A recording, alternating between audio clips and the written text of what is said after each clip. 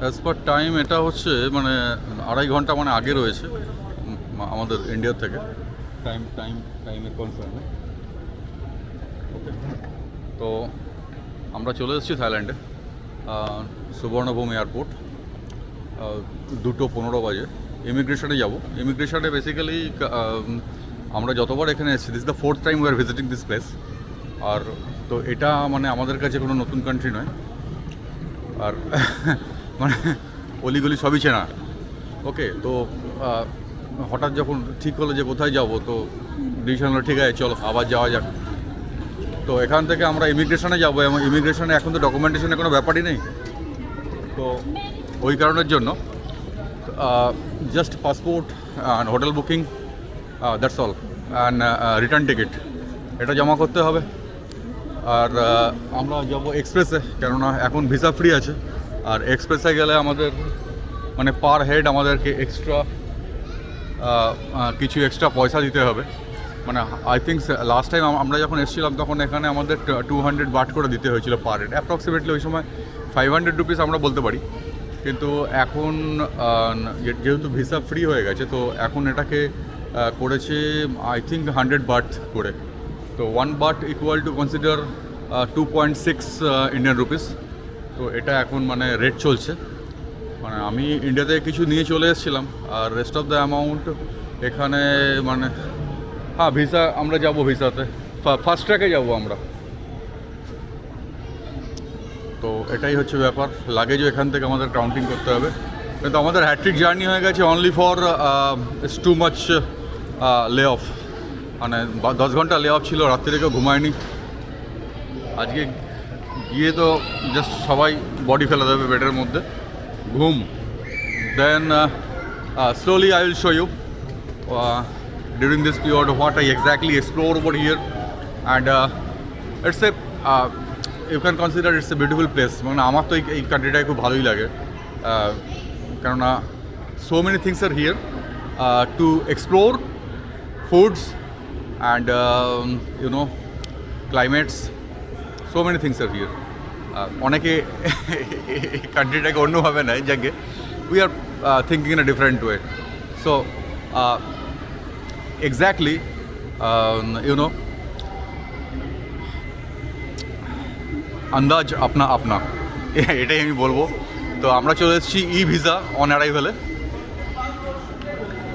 তো এখান থেকে আমি ভিডিওটাকে ক্যান্সেল করবো, কেননা এখানে আমি আর করতে পারবো না। ইমিগ্রেশনটা এত স্মুথ হবে মানে আমি ভাবতে পারিনি। মানে এবারে ইমিগ্রেশনে ব্যাংকক সুখামভিট এয়ারপোর্টে, তো এখানে ইমিগ্রেশন মানে কিচ্ছু নেয়নি, না তো কোনো ডকুমেন্টেশন নিয়েছে, না তো হোটেল বুকিংয়ের কিছু নিয়েছে, না তো কতটা থাইবাট আমরা ক্যারি করেছি সেটা দেখেছে। Nothing nothing nothing, no money, no express, nothing. Only just পাসপোর্টটা দিয়েছি, টোটালি স্ট্যাম্প মেরে আমাদের ছেড়ে দিয়েছে। ওকে, তো এটা অ্যাকচুয়ালি মানে আপ টু নভেম্বর পর্যন্ত এখানে এখন থাই ইমিগ্রেশন পুরো ফ্রি। নর্মাল কন্ডিশনে এটা 1000 বাট নেয়। ওকে, কিন্তু এখন এটা টোটাল ফ্রি, আর এক্সপ্রেসে 1000 বাট প্লাস 200 বাট এক্সট্রা নেয়। তাহলে মানে অ্যাভারেজ ধরতে গেলে দেখা যাচ্ছে 1000 মানে হচ্ছে 2600 টাকা, প্লাস হচ্ছে মানে 200 বাট, সেটা অ্যাপ্রক্সিমেটলি 3-3,500 টাকার মতো বেরিয়ে যেত। মানে সেটা টোটালি ফ্রি। তাহলে মানে বুঝতে পারছো চারজনের মানে টোটাল যে টাকাটা সেভ হয়েছে এইবারে, মানে এটা হিউজ অ্যামাউন্ট।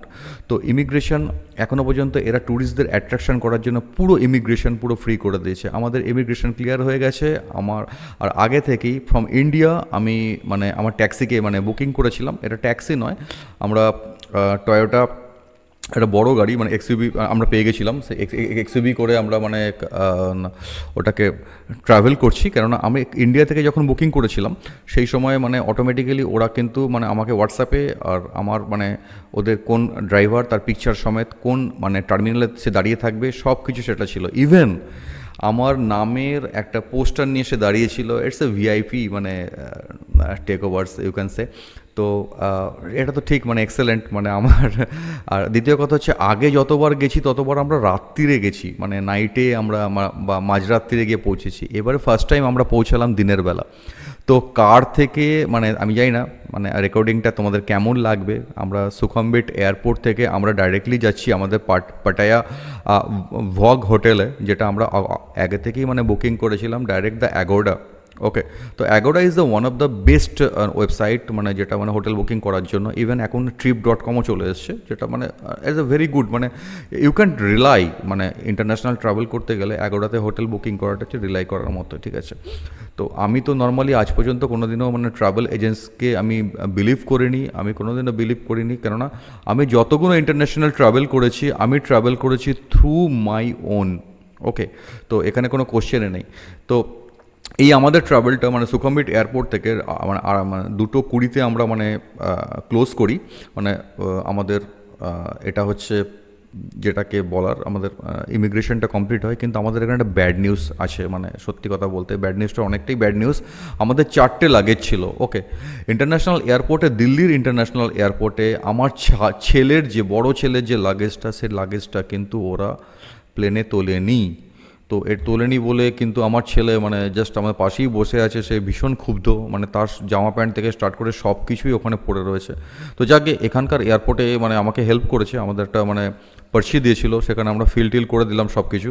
ওরা বললো যে নেক্সট দিন মানে কালকে মানে ওই মানে আমাদের হোটেলটা হচ্ছে 4 স্টার হোটেল, তো আমাদের হোটেলে ডাইরেক্টলি ওরা পৌঁছে দেবে। কিন্তু আমার কাছে একটাই doubt, the distance is too big, মানে হচ্ছে মানে ব্যাংকক থেকে ডাইরেক্ট পাটিয়ার ডিস্টেন্স হচ্ছে 160 কিলোমিটার, ঠিক আছে, যেটা এখন আমি জার্নি করছি। ওকে, তো it's a too big distance, মানে এটা কি সার্ভিসটা দেবে কি দেবে না, মানে হোপফুলি সেটা মানে আমি জানতে পারবো পরে।